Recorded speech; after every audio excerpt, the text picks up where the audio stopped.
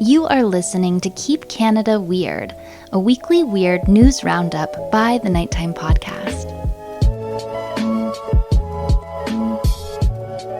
Handsome Aaron Airport. We're back.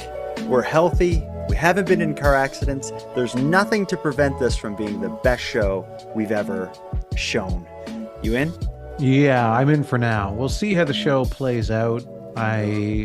I may duck out halfway through if I'm not feeling it. Okay. So No, I feel like guns a-blazing, firing on all cylinders. I know all the notes to hit, so let's right off the bat. In my hand, I have a Lipton tea, a little bit of sugar, well, sweetener, a little bit of milk. It's hot. I'm sucking in the steam. Okay. Feeling invigorated, fresh from COVID. What are you drinking? I am back to a staple of mine. It is the sugar-free, caffeine-free Coca-Cola. Damn, I'll be honest. I was hoping for a gin smasher. No. I got completely inebriated on the gin smashers this summer. Okay, so you're done. And I'm done with the gin smashers for a while. Okay. Yeah, for a little while. They'll be back at some point. It's a never say never, but for now, just goodbye for now. Yeah. So to get the conversation starting here, I think I want to do something brave and courageous. Very few podcasts will start their show with hate mail. I got some for you. For me? Yeah, not for you, about you, targeted at you. I actually got two pieces of mail for you. One is praise mail, one is hate mail. But let's jump in with the hate mail. I really enjoy this. I call this piece of mail, Diane Hates Handsome Aaron Airport. Okay. I think Aaron Airport is like a little bitch.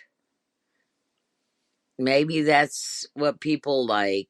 They like to have a little bitch in the background. But I get sick and tired of listening to him whine and cry. So, the other guy, I don't remember his name, because it's all about the beautiful Aaron, and we don't even know what he looks like. He might look like a little piece of shit. Thank you for taking the time to write in, Diane. I, in particular, really appreciate it. Could I just reflect on some of the language that Diane used in the voicemail to describe me? Yes, please. And also maybe tell me what was going on. You don't whine a lot. And what brought that on? She didn't know my name at all. All she took from the show was your name and that you're a little beep. Yeah, she called me a little bitch, and she called me she didn't call me a piece of shit, but she said I might look like a piece of shit. Mm-hmm. Yeah. Mm-hmm. I'm going to kind of maybe take a bit of a different stance in my opinion of what Diane had to say about me. I'm going to agree with her. Okay. Inside, we're all little bitches and little pieces of shit. Mm-hmm. But how we portray ourselves on the outside may not reflect the fact that on the inside you're feeling like a little bitch or a little piece of shit. So I think what maybe struck a chord with Diane is that I have no problem vocalizing my little bitchiness and my ability to be also at the same time an enormous piece of shit. Diane just couldn't handle your honesty and transparency about it, I guess. But yeah. Don't beat yourself up too hard, Aaron, because Elizabeth from Quebec is going to build you back up. On the same day Diane blew up my inbox with her vitriol, I got this love letter from Elizabeth for you. Hi, Jordan. I just want to say I've been listening for a long time, and I was there through the whole Aaron Airport. Is he going to stay? Is he going to continue? Is he going to leave? I absolutely love Aaron Airport. I've been listening to you guys while going to bed for a long time, re-listening to some of the episode, and just the candor and sarcasm of Aaron always, strikes a chord with me, and I really enjoy the sort of friendly banter, and really, really happy, Aaron, that you stayed on the podcast. So thank you for taking the time to listen to my voicemails, and have a wonderful day. The roller coaster ride is over. We have a lovely conclusion. Thank you, Elizabeth, for sharing that. I too am glad that Aaron didn't walk away from the show during Aaron Gate. Yeah, I have to disagree with Elizabeth on a number of Oh, the God. things that she mentioned about me, though. Okay. Elizabeth never really looked deep enough into the things that maybe that I'm saying and how I'm reacting to stories and the items I'm giving my opinion on. Because like what I am and what I've been trying to be on the show and have, in my opinion, have always been, and I know a lot of listeners agree, is I'm a little bitch. And I look and act like a piece of shit. Okay.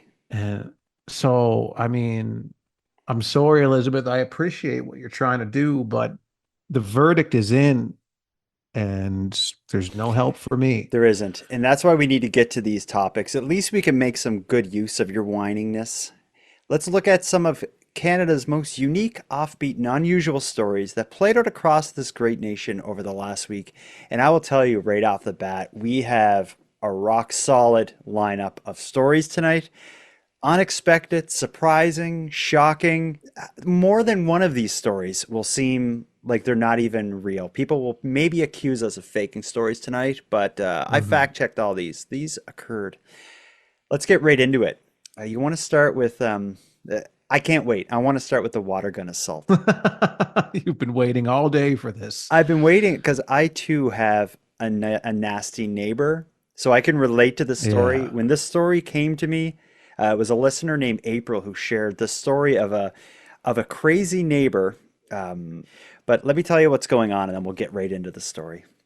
So a Labor Day block party in Simcoe, Ontario took an unexpected turn for a surprising reason. Wendy Washuk, a well-respected member of the community, maybe even a pillar of the community, took part in a bit of fun with some neighborhood kids. And it ended with her being charged with assault with a weapon. The alleged victim, some guy mowing his lawn.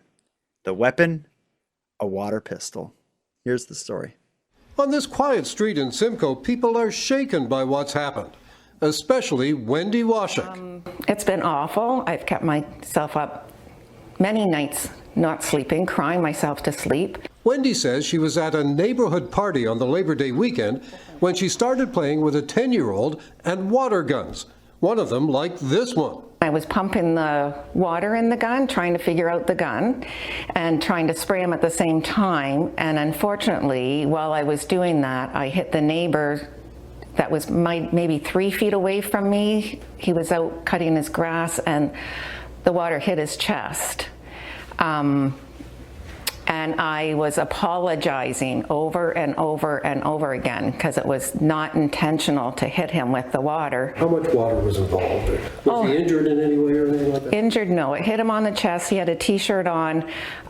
It couldn't have been any more than not even a cup of water. Then the police showed up and say Wendy was arrested.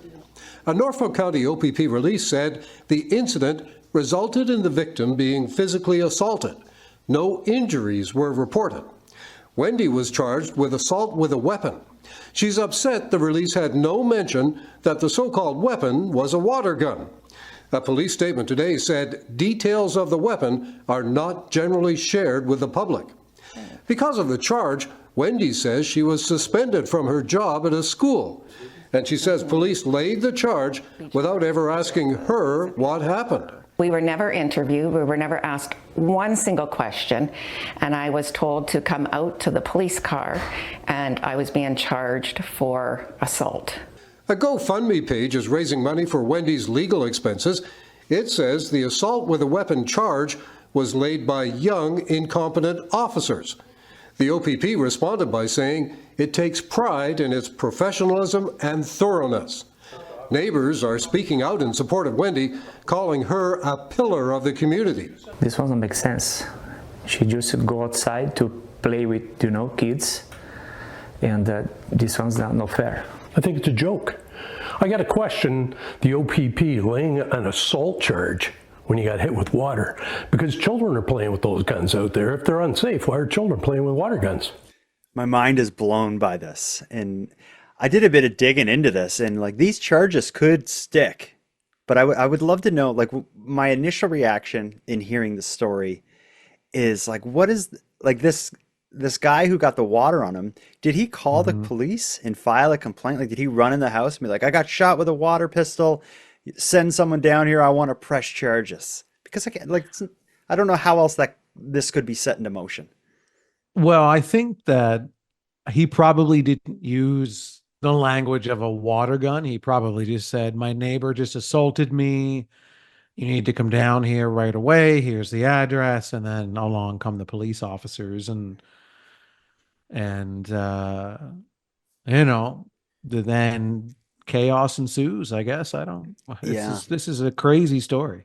And just to give a sense of like the the definition of assault in Canada is any unconsented physical contact or physical action that causes someone to react defensively without actual physical contact. So that could be anything that you don't want to touch you that touches you could be assault, or anything Yeah. that makes you react as if something's going to touch you. So if I walk up to you and just kind of like jump at you and then back up and make you like startle, like even that could lead to an assault charge. But it shocks me that there's not a mechanism within that to like, if the story is as it appears on its surface, there's not some mechanism in there to be like, oh, like it was unwanted like contact, but it was just like a little splash of water. Wh- Yeah. Which bring It's ammunition for overreactors, the way that the legal language is written in these laws. Yeah, you could walk down the street and someone brushes up against you and be like, "What the hell? I This didn't is consent to that. Assault. You're assault. done. Your jacket is a Yeah. weapon." Uh, but this story, in this situation, and the possible outcome of her being charged with assault with a weapon, leads to the obvious question. Do you think the story is as it appears on its surface? Because let me present Exhibit A. Well, I guess Exhibit A is that news article, which we only hear one side of, which is the woman who is Hmm. charged and her supporters. But Exhibit B is a bit of a statement from the police. And I read this a couple times, and I'm trying to understand if I'm trying to determine if they're saying there's more to this. The police say, okay, in the release, the force says it determined that two individuals were involved in a dispute, resulting in the victim being physically assaulted. However, no injuries were reported. So the police, a press release they released related to this specifically says there was a dispute that led to this happening. So if there was something Yeah. going on, like let's just say there's some shouting match and you throw water at someone or whatever, maybe that's a different story, but the way this story is presented is completely different than a dispute. The story is presented in a way that he's mowing his lawn and just happens to get a Hmm. bit of water on him. But I think it's the way that they are placing the language in that release that the police put out. It's almost like they know that everyone is going to think that this is a ridiculous waste of their time. But I think they're using that language in that release very specifically to say, technically, this is assault and we have to treat it as such. Yeah. And if an individual, a dispute is a loose term as well. What is a dispute, right? So this is a dispute. Well, did the Somebody was shot with water who didn't want to be shot with water. And by the definition that you read earlier, mhm.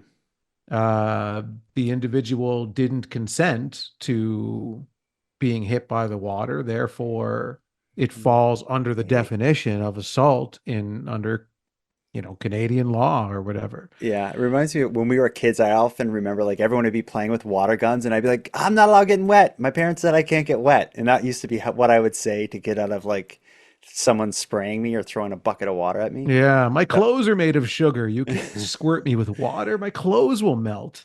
but just to But back what up, if the guy is like the aliens from the movie Signs yeah, and the contaminated water could get them.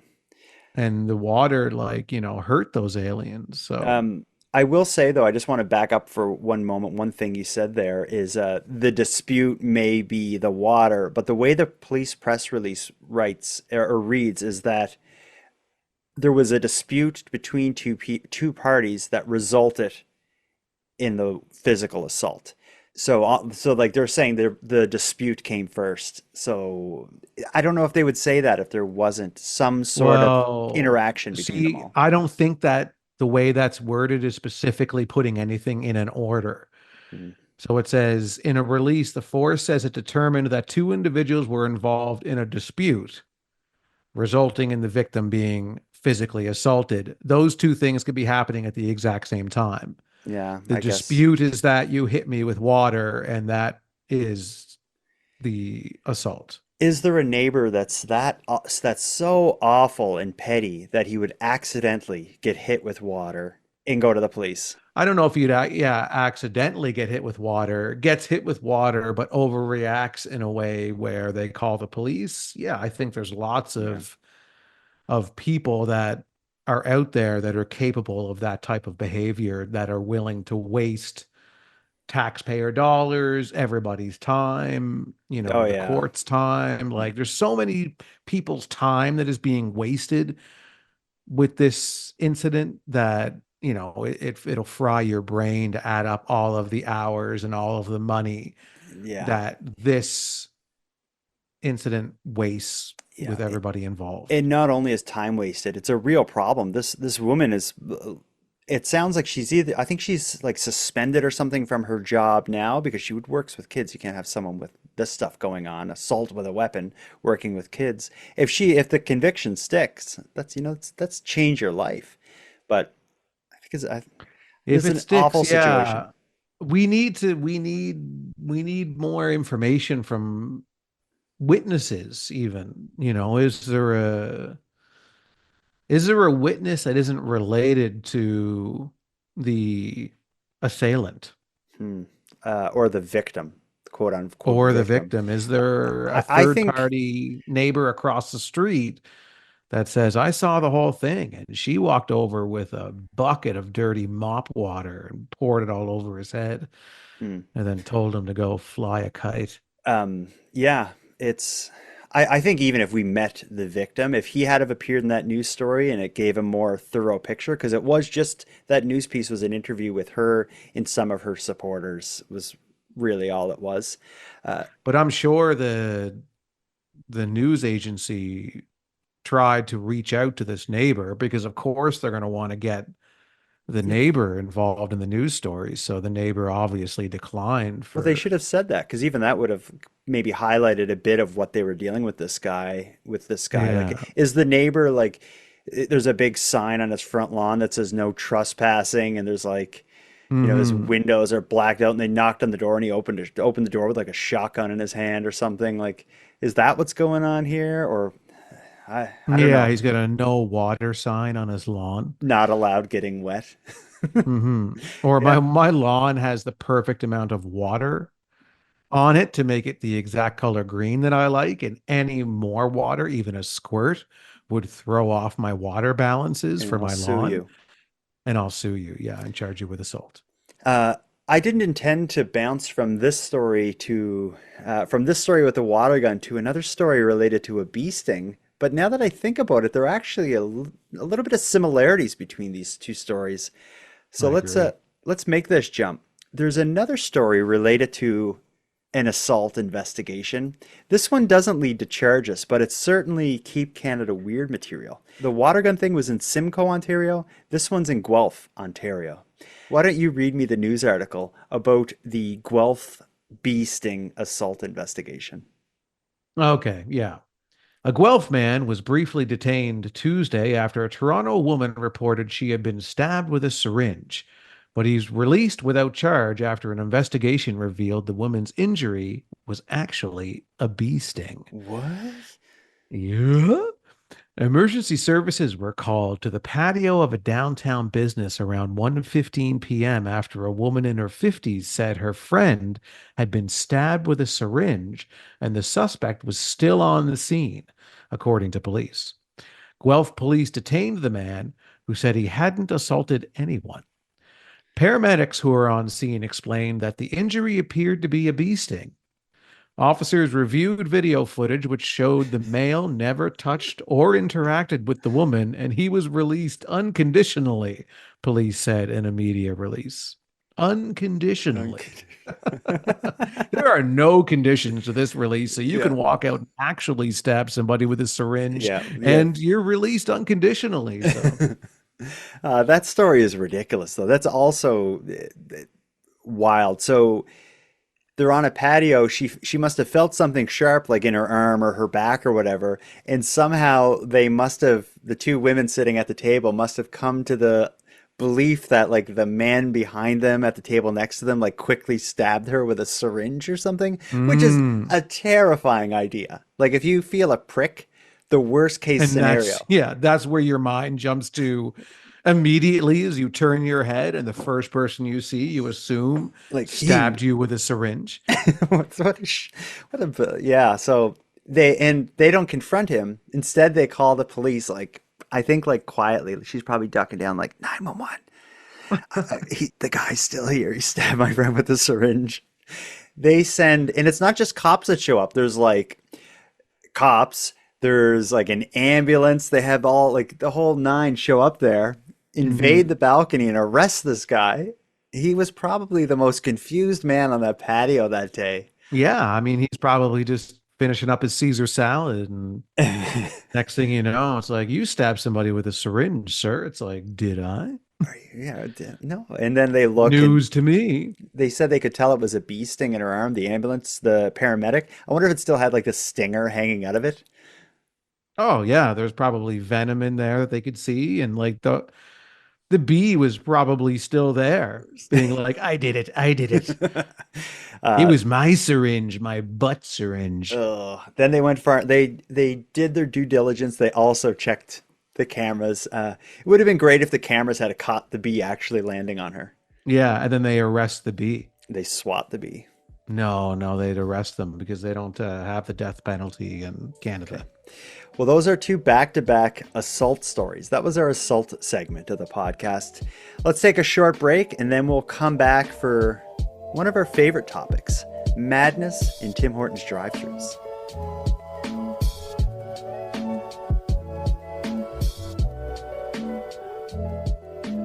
Handsome Aaron Airport, do you remember last week we talked about some chaos and nonsense in a Tim Hortons drive-thru involving a stolen car?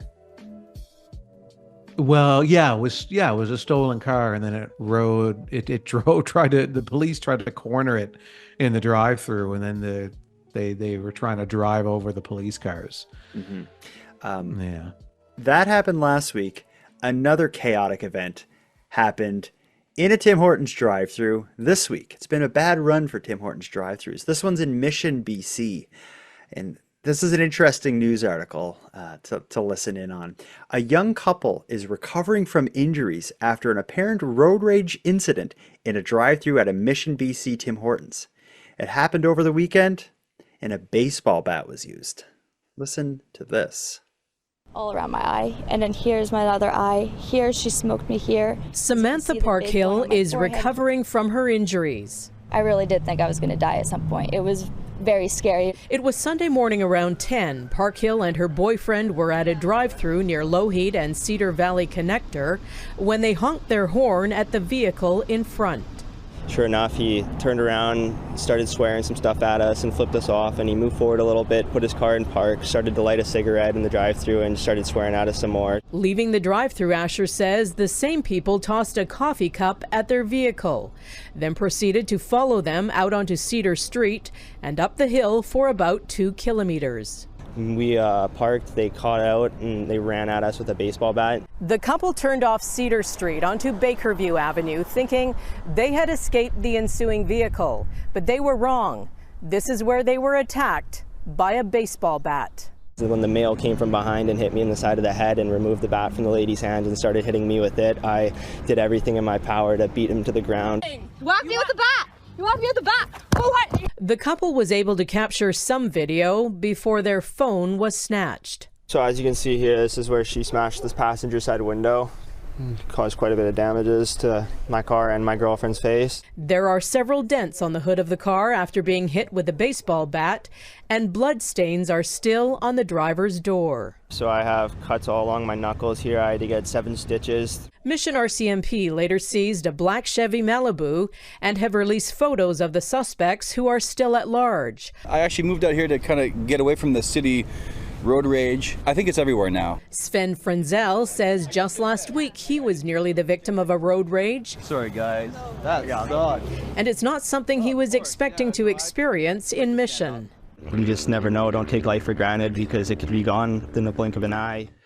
Oh, we talk a lot about the chaos that exists in Canadian society right now. And I think you need to think long and hard before you honk your horn. Because there are so many unhinged, bizarre people out there. And this seems to be a case of a little honk, maybe the finger going back and forth, leads to, like, you know, almost to the cusp of attempted murder. This is a terrifying story.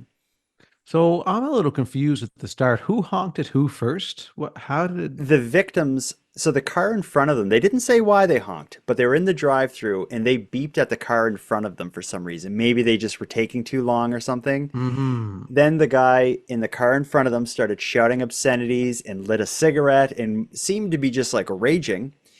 When they both leave the drive-thru, the car in front throws a coffee back at the victims, kind of follows the victims a little bit. And it seems like there's 2 interactions. One where they get out of the car with a bat. Our victims take off and think they lose them before they find them again, and the bat attack occurs. And some of the footage of that is pretty insane. Like there's one shot that the news uses of the male perpetrator who looks like a wild, raging animal. He's basically frothing at the mouth over this road rage incident. It's a little confusing though, because I mean they drive off. How do they I guess they stopped thought they lost them and then stopped and then the other people found them and pulled up or something, but wouldn't you but they were in the car, wouldn't you just drive off or something to get away from them? Or that part's a little hazy to me. Me too. And I also agree that, or I also think that much like some of the other stories we listen to, we only are hearing one side of this, and the entire version of the story that they tell, other than the honking the horn, it seems like the other people were the aggressor.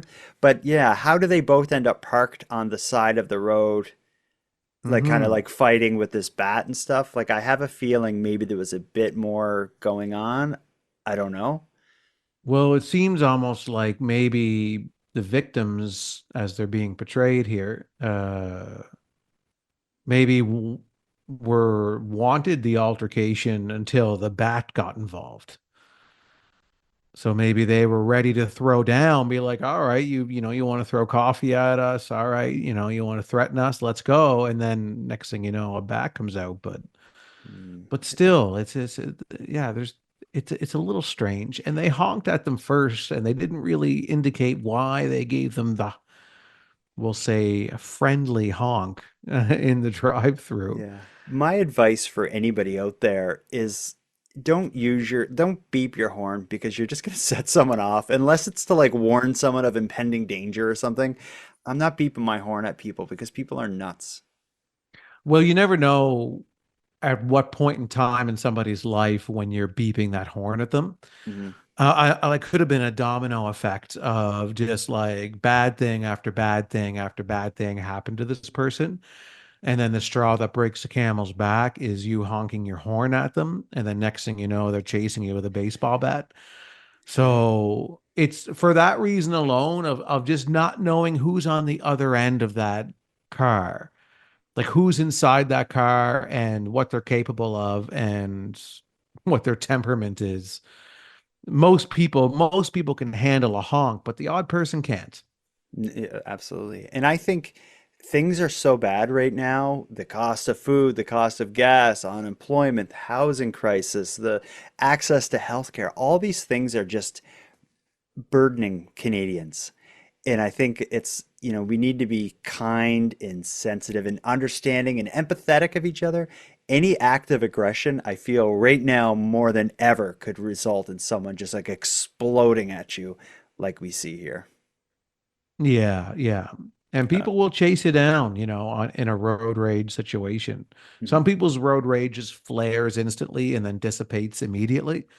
But then there's other people that the rage will continue for as long as it takes for them to chase you down and find you and just destroy you. Yeah, I'm lucky. I don't get road rage. I never get angry in the car. If anything, I have the opposite problem. I like zone out and I'm too I'm the type where I will get a ticket for driving too slow. I'm in my own world, but I get it. It's like road rage is a real thing, and I think humans just weren't made to be like sitting in cars following rules for hours a day.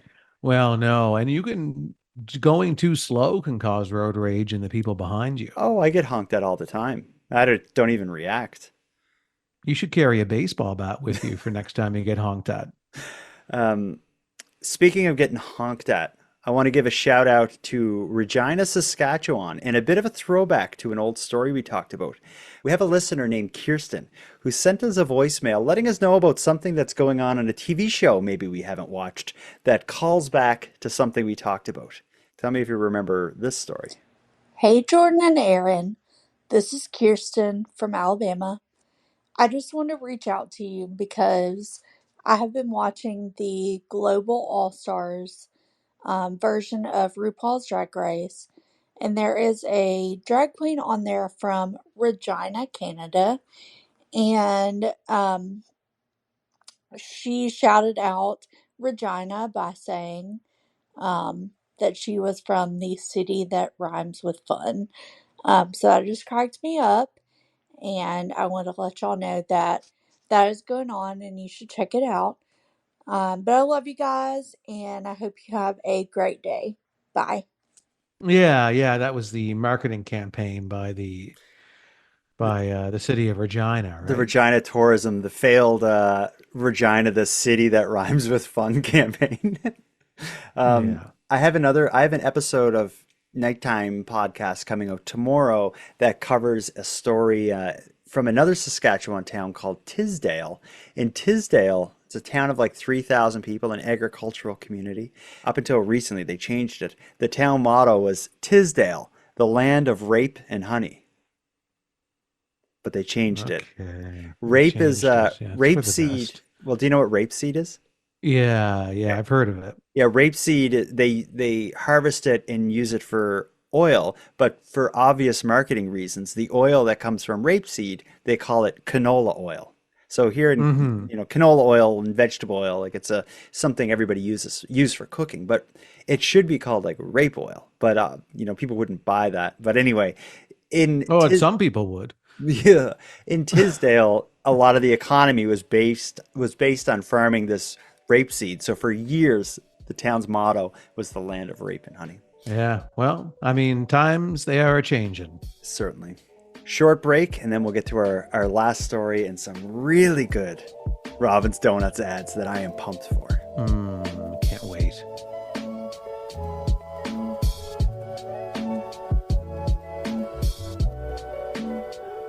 I want to bring up a disturbing, dirty, and foul-smelling story with you, Aaron. We've talked about a lot of piles of stuff being found in the woods here on Keep Canada Weird. That's one of the threads. Every so often, it's a pile of, what did we have? We had the pile of rotisserie chicken and the lobsters. And then the pile of lobsters. We have a new pile of unusual things. This is a pile, not a small pile, 1,000 pounds of dirty diapers in a forested area in British Columbia.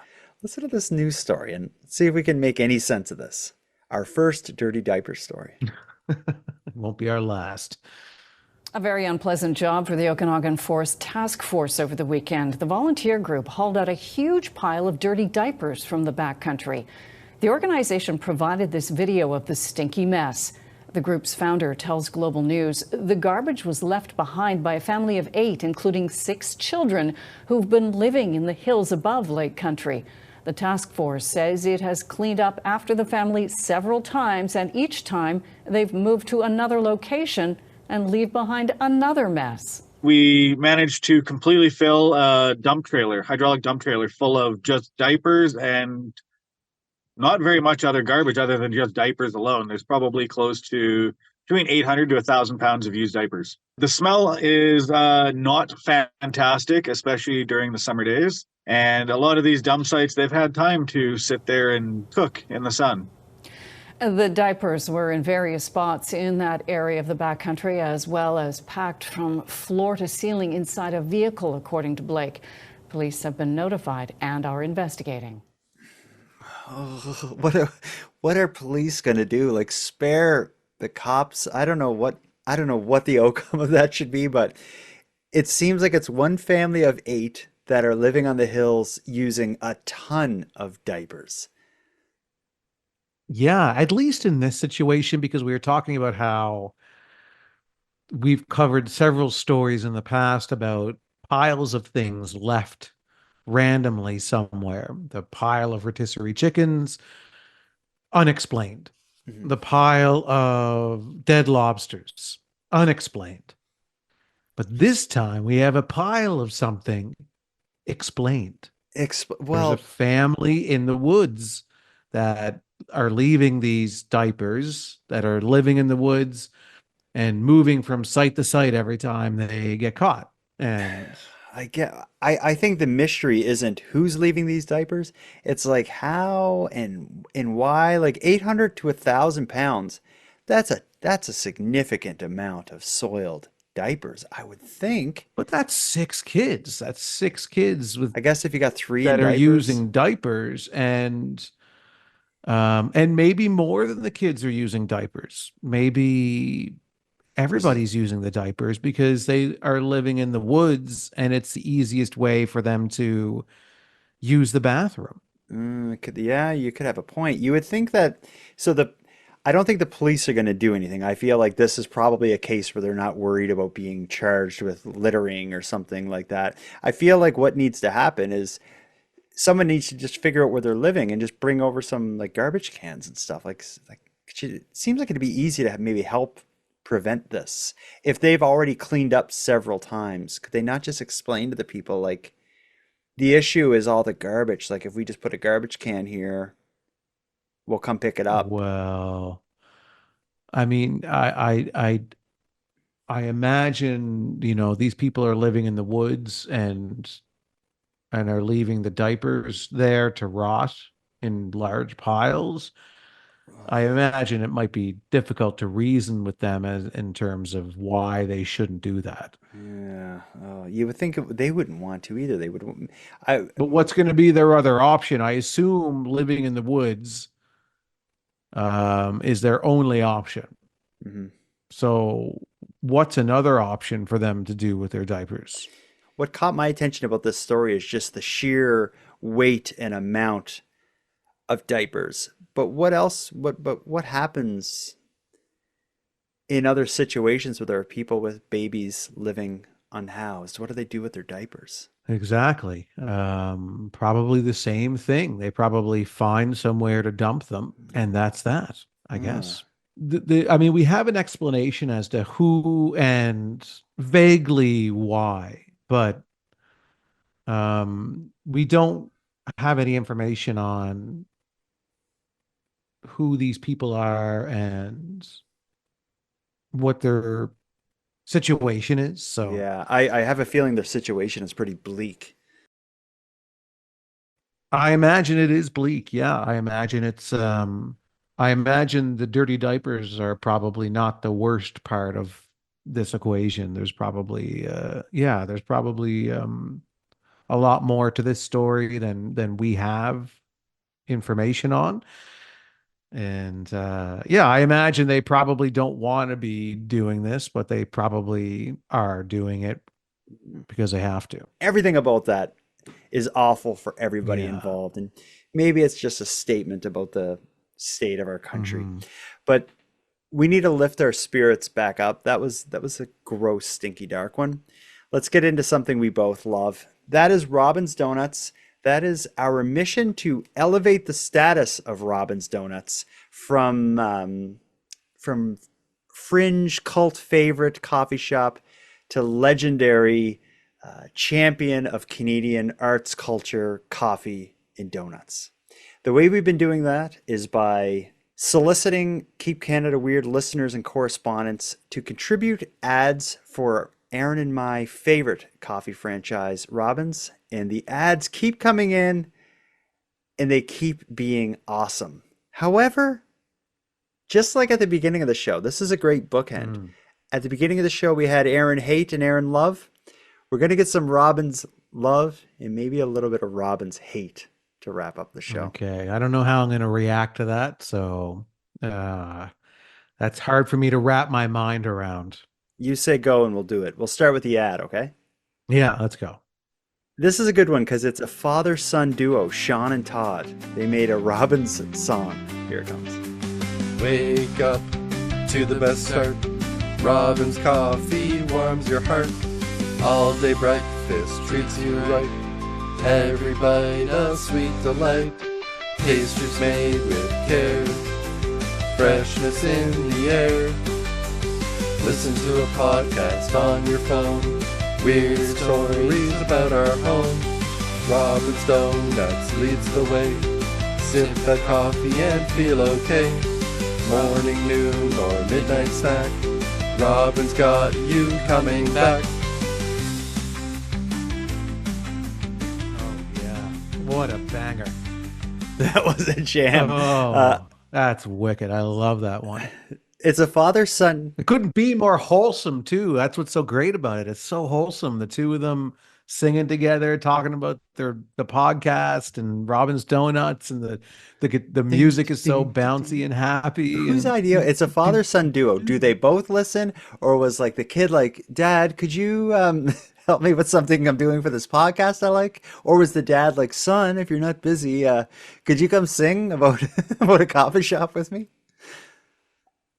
I like to imagine it being the dad trying to include him in his hobby of listening to a podcast about Canadian coffee shops. I think it's a great ad. I love it. Yeah. It's an amazing ad. I think Robbins needs to just air that just as it is, with no editing. It's perfect, just the way it is. Actually, I want to read an email as well. I got a good Robin's Donut email, and this gives a sense of the support that Keep Canada Weird listeners are giving our mission to keep Canada weird and elevate the status of Robin's Donuts. All right, so I got an email from a listener named Kathy. I'm going to read it to you. I shouldn't say I got an email. We got an email. Kathy says, hello, Jordan and Aaron. My husband and I visited your fine city of Halifax on Saturday while on a cruise from New York. It was supposed to be a fall foliage trip, but the leaves hadn't been changing so quickly this year.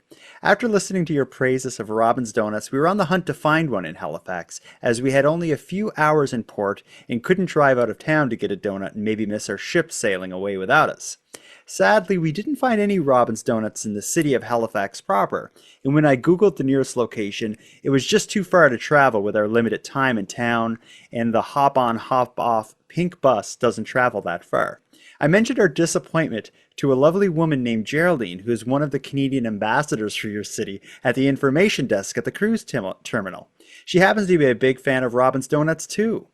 Geraldine had our mouths watering with her description of those delicious donuts, and she told us that her favorite Robin's is located at the Circle K gas station in Porter's Lake, which was a bit too far for us that day, unless we wanted to be left behind in our ship as our ship left port. Oh well, maybe next time when we visit, there will be a Robin's that we can walk into in town, or maybe we'll just have to rent a car for the day. Keep Canada weird and lovely. From Kathy. Oh, yeah. I'm so disappointed she didn't get to a Robin's, but it sounds like she got quite a treat from the woman's Geraldine, description. The Canadian ambassador. Yeah. Their mouth was watering. I wonder if what did Geraldine, how did Geraldine react to that when she's like telling these tourists about, a coffee shop that she sees all the time. Like, oh yeah, the donuts are really good there. And all of a sudden there's drool coming down the Tell me mouth more of about the these. donuts. What else? What would tell me about Robin's eggs? Oh my God. Oh God. I wonder if that's the first time Geraldine, the ambassador to Canada at the cruise ships, was ever asked about Robin's Donuts. It could be the first time, but it will not be the last time because it's our mission to convert every American tourist into a Robin's fan and not a Tim's fan. Well, it's an uphill battle because, like at the beginning of the episode, when we had the light side and the dark side, it's the same with our callouts for Robin's Donuts. We are now receiving Robin's Donuts hate mail. Listen to this experience and then we'll talk about it. Okay, I'm very intrigued. Hi, Jordan and Aaron. Brian here from the first capital of Canada, Kingston, Ontario. I've been thinking about this for quite a few weeks now, and I really hate to be that guy, but my wife and I went camping in New Brunswick near the end of June with a planned trip to PEI on Canada Day. We went to Shediac Tim Hortons on Canada Day morning, and it was packed. We decided to leave figuring we'd find a Tim's on the way. When we got to the traffic circle where you turn left to the highway to the Confederation Bridge in PEI, well, there was a Robin's Donuts.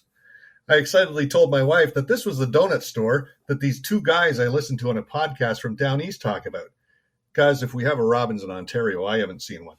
We went in, got our coffee, and I also ordered a bran muffin. Back in our car, happily on our way to the cradle of Confederation PEI for Canada Day camping. I tried to take a bite of my muffin. Well, I almost broke a tooth. It was as hard as a rock. This wasn't a day-old muffin. This was a month-old muffin, maybe a year-old muffin. And taking a cue from Aaron, maybe it's a muffin that gets just brought out every Canada Day at that store. Anyway, I do try to take the positive out of things. So when we got to our campsite in PEI, I didn't have to take out my toolkit. I just used that muffin to hammer in the tent pegs. Really enjoy Keep Canada Weird. Hope this doesn't ruin your potential Robin sponsorship. You have a lovely day. Well, it probably did. It's probably a dead dream for us now. Thanks. Robbins is never going to reach out to us now. Yeah, no. Brian, you did it. Brian, you ruined our lives because Jordan and I have been building towards this potential deal with Robbins for, you may think it's just been for the podcast for the past maybe 2 months or so, but it's been longer than that. In the back of our minds, at the bottom of our hearts, it's been, I've loved Robbins my entire life. I have so many fond memories of Robbins.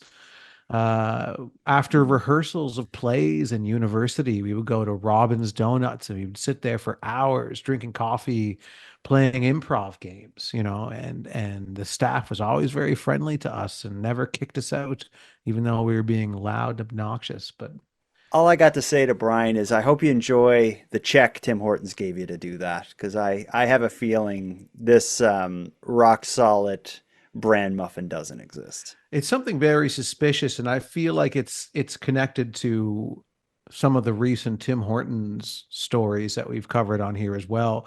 We've had some actual Tim Hortons stories of people getting hurt at Tim Hortons, people being harassed, Tim Hortons being a harbor for stolen vehicles. We've had a lot of negative stories that are actually happening right in front of our eyes at these Tim Hortons restaurants across the country.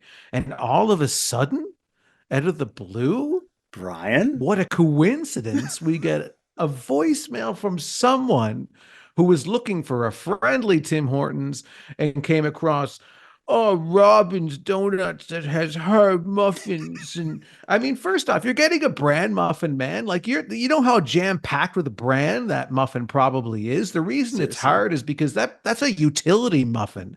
That's not like a muffin that's for taste.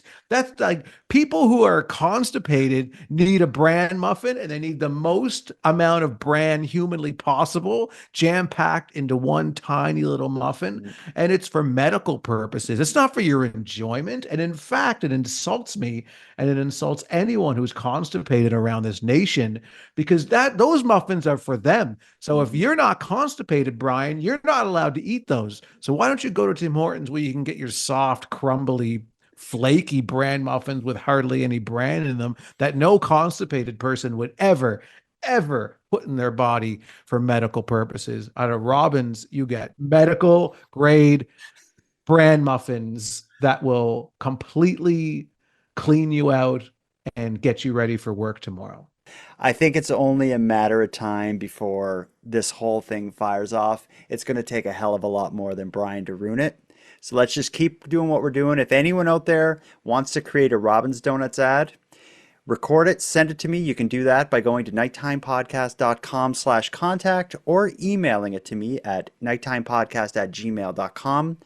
Whether you hear your voice in a voicemail or your Robbins Donuts ad aired on the show, you can email me with your address and I'll send you something out as a thank you. But if it's a Robbins Donuts ad, I'll also include a $5 Robbins Donuts gift card if you're a Canadian, because Americans can't take advantage of it. Oh, now I'm out of breath. Yeah, that was an exhausting show for both of us, I think. Yeah, well, a lot of ups and downs in this show tonight. It's a roller coaster. Let's end with one last down though. Let's just hear Diane again. Or do you think you can get through it? Yeah, I do want to hear that again. It's especially unhinged. Every so often we get like hate for you, but this one's really good. Here it is. This one is it's fire. Okay. I think Aaron Airport is like a little bitch. Me too. I mean, maybe that's what people like. They like to have a little bitch in the background. I'm a little bitch. But I get sick and tired of listening to him whine and cry.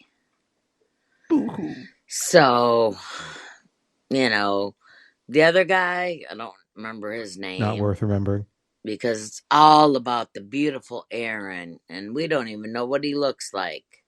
He might look like a little piece of shit. Maybe. That's such a great email. Piece of shit is in the eye of the beholder, Diane. Oddly enough, like I often get anonymous voicemails. That one was it. It had her name and her email and everything. Oh, she's like, come at me. She's like, yeah, come at me. Whoever she is, I would not mess with Diane, Aaron. I don't suggest you. And I'm not messing with her. I again, at the top of the show, I heard this and I agreed with her. I am a little bitch. And I do look like a piece of shit. The way she says it is so... Maybe everybody like a just... piece of shit. Maybe everyone just likes to have a little bitch in the background. Maybe that's what everybody likes, a little bitch.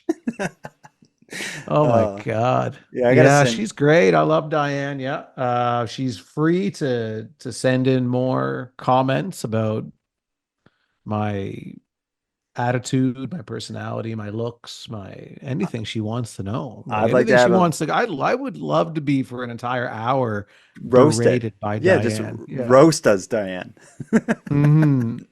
I like her. She's just like the other guy. I don't even know his name. Whatever. It's all about Aaron's little bitch.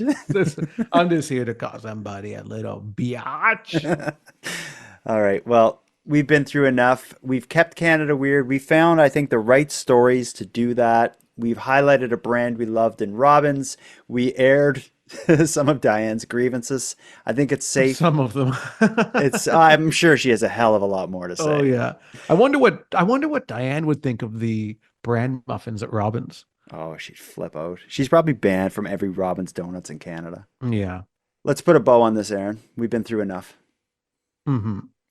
Handsome Aaron Airport, until next time. Jordan, until next time. Be careful what you invite from Diane.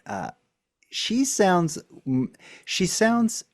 a bit fun-loving, a bit nasty, but there is this seething hate as an undercurrent throughout that whole voicemail. Well, and Jordan, until next time, if I'm ever at a Tim Hortons drive-thru and Diane is behind me, she's more than welcome to honk.